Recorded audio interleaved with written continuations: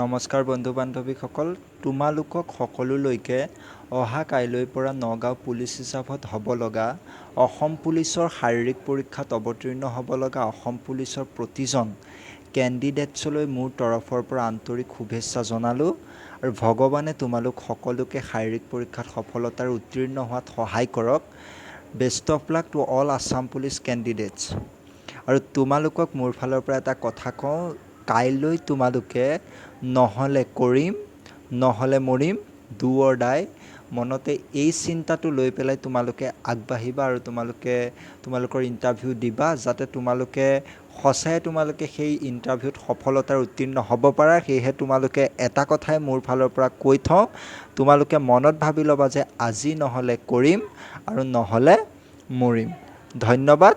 তোমালোকৰ ইণ্টাৰভিউ ভাল হওক, এয়াই মোৰ ভগৱানৰ ওচৰত প্ৰাৰ্থনা। জয় আই অসম।